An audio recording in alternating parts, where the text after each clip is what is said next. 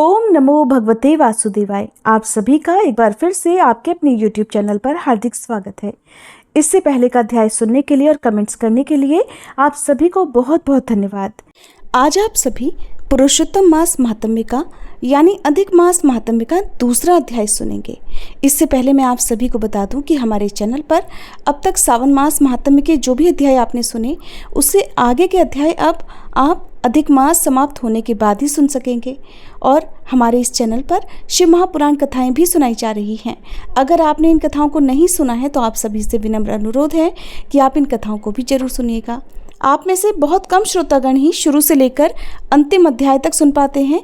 अगर आपको हमारी ये वीडियो समय से नहीं मिलती हो तो आप सभी से अनुरोध है कि आप हमारे चैनल को सब्सक्राइब करके बेल आइकन जरूर प्रेस कर लीजिएगा, ताकि सुबह 5 बजे आप अधिक मास महात्म्य की कथाएं और 7 बजे शिव महापुराण की कथा भी सुन सकें। मेरी नन्ही बिटिया के जन्म पर आप सभी ने बहुत सारा प्यार आशीर्वाद दिया, उसके लिए आप सभी को बहुत बहुत धन्यवाद।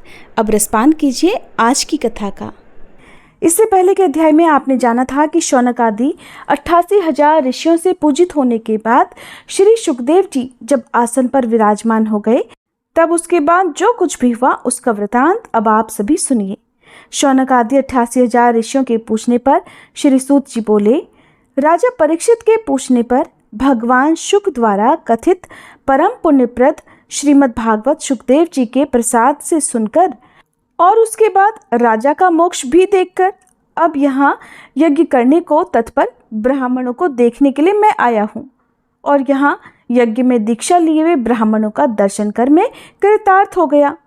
ऋषि बोले, हे साधो, अन्य विषय की बातों को त्याग कर भगवान कृष्ण द्वैपायन की कृपा से उनके मुख से जो कुछ भी आपने सुना है वही अपूर्व विषय हे सूत जी आप हम सब लोगों से कहिए।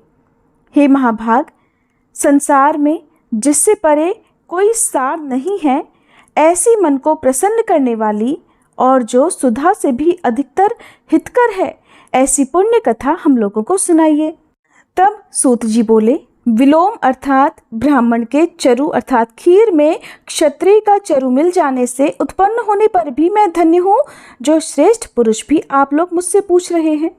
भगवान व्यास जी के मुख से मैंने जो कुछ सुना है वह यथापूर्वक मैं कहता हूँ, सभी ध्यानपूर्वक सुनिए। एक समय नारद मुनि नर नारायण जी के आश्रम में गए, जो आश्रम बहुत से तपस्वियों, सिद्धों तथा देवताओं से भी युक्त है और बेर, बहेड़ा, आंवला, बेल, आम, कैथ, जामुन, कदम्ब आदि और भी अनेकों वृक्षों से सुशोभित है। भगवान विष्णु के चरणों से निकली हुई पवित्र गंगा और अलकनंदा भी जहाँ बह रही है। ऐसे नर नारायण भगवान के स्थान में श्री नारद मुनि ने जाकर उन पर ब्रह्म नारायण को, जिनका मन सदा चिंतन में लगा रहता है, जिनके जितेंद्रिय काम, क्रोध आदि 6 शत्रुओं को जीते हुए हैं, अत्यंत प्रभा जिनके शरीर से चमक रही है, ऐसे देवताओं के भी देव तपस्वी नारायण को साष्टांग दंडवत प्रणाम कर और हाथ जोड़कर नारद जी उस मुनि व्यापक प्रभु की स्तुति करने लगे। नारद जी इस प्रकार बोले, हे देव, हे जगन्नाथ, हे कृपा सागर सतपते, आप सत्यव्रत हो, त्रिसत्य हो, सत्य आत्मा हो और सत्य संभव हो। हे सत्ययो ने आपको नमस्कार है। मैं आपकी शरण में आया हूँ। आपका जो तप है वह संपूर्ण प्राणियों की शिक्षा के लिए और मर्यादा की स्थापना के लिए है।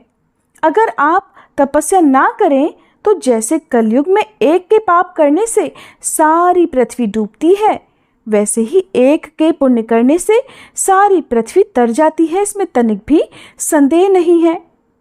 पहले सतयुग आदि में जैसे एक पाप करता था तो सभी पापी हो जाया करते थे, ऐसी स्थिति हटाकर कलयुग में केवल कर्ता ही पापों से लिप्त होता है।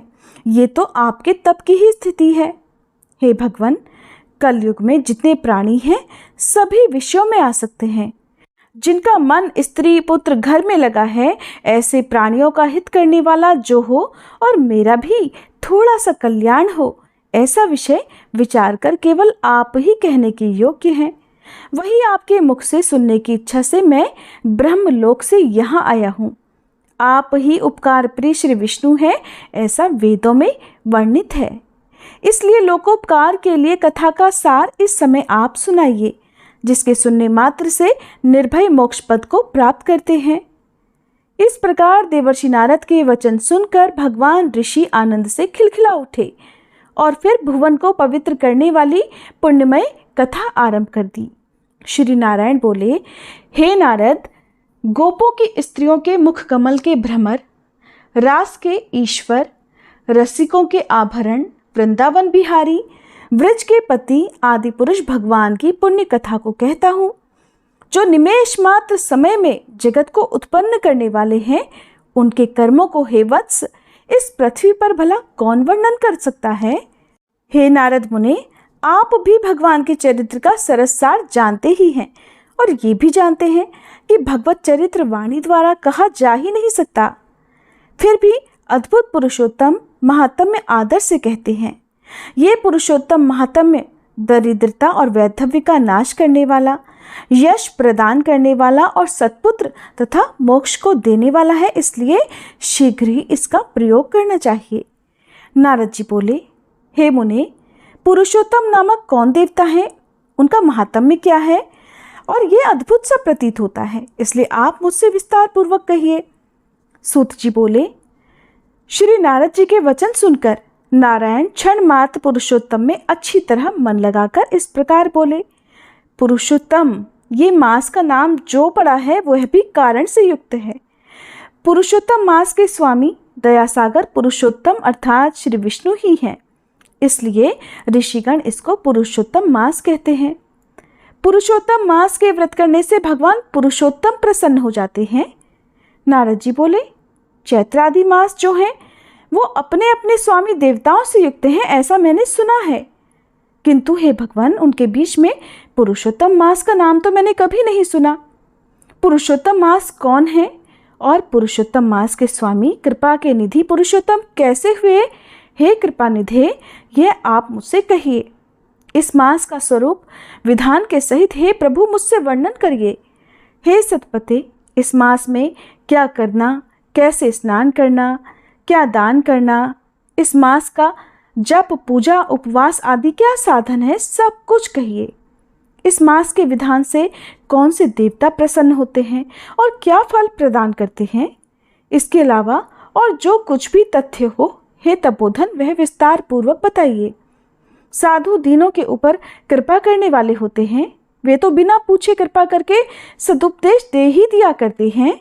इस संपूर्ण पृथ्वी पर जो मनुष्य दूसरों के भाग्य के अनुवर्ती, गरीबी से पीड़ित, नित्य रोगी रहने वाले, पुत्र प्राप्ति की इच्छा रखने वाले, जड़, गूंगे, ऊपर से अपने आप को बड़े धार्मिक दिखाने वाले, विद्या विहीन, मलिन वस्त्रों को धारण करने वाले, नास्तिक, पर स्त्रीगामी, नीच, जर्जर, दास वृत्ति करने वाले, आशा जिनकी नष्ट हो गई है, संकल्प जिनके भग्न हो गए हैं, तत्व जिनके क्षीण हो गए हैं, कुरूपी, रोगी, कुष्ठी, टेढ़े मेढ़े अंगों वाले, अंधे, मित्र वियोग, स्त्री वियोग, माता पिता विहीन, शोक दुख आदि से सूख गए हैं, जिनके अंग अपनी इष्ट वस्तु से रहित उत्पन्न हुआ करते हैं, किस अनुष्ठान के करने से और सुनने से पुनः उत्पन्न ना हो, हे प्रभु ऐसा प्रयोग हमको सुनाइए।